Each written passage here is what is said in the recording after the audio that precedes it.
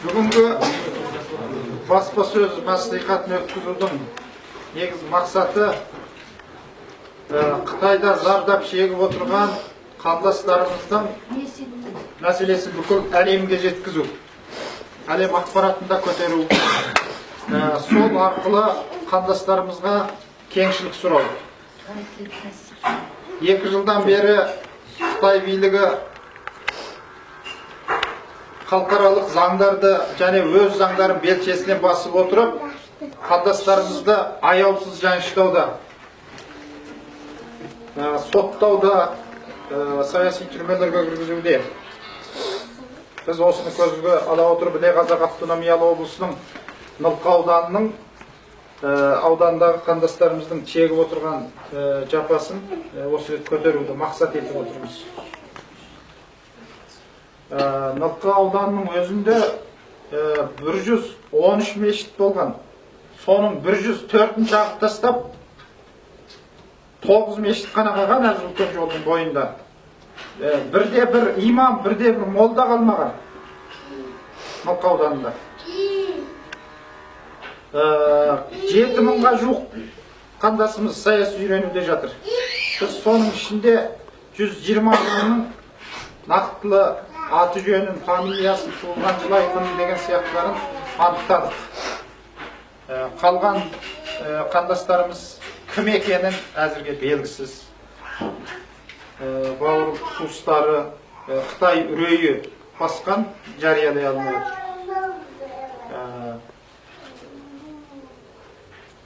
Біздің енді негізгі мақсатымыз осы туыстарымызды құтқару. Қалай құтқарамыз? Кісілік құқық ұйымдарынан, демократиялы елдерден көмек сұрау. Өз мемлекетіміздің билігінен көмек сұрау. Біздің мақсатымыз осы арқылы туыстарымызды құтқарып шығу.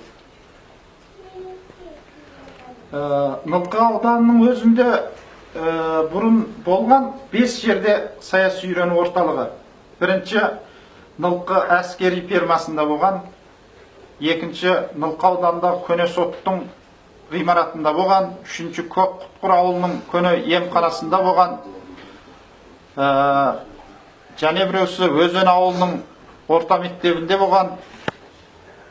Осы сияқты 5 жерде саяси үйрену орталығы ашылған 2017 жылдан бері қарай.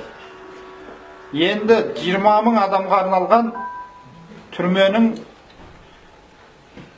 тұсаукесерін кескелі жатыр Қытайлар, қызыл лентаменен. Бұның барлық ақпараттары жетіп отыр. Енді осы бойынша кете беретін болса, біз үндемесек, бұны ақпаратқа шығармасақ, Қытайда бірде-бір қазақ қалмайды.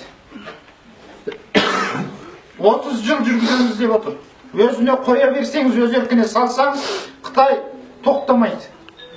Аямайды, жаншыдай береді, өлтіре береді. Ақырында не болады? Бірде-бір қазақ, бірде-бір ұйғыр азып қалмайды жүрді.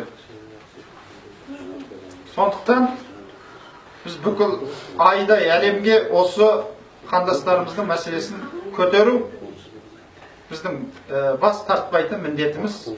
Бүгінгі жиналыстың мақсаты осы. Енді ары қарай мына келген кісілерге сөз берейік. Бірінші мына педагог ағамыз Шайхмет ағамызға осы жиналысымыз туралы бір-екі ауыз сөз айтып беруге шақырайық.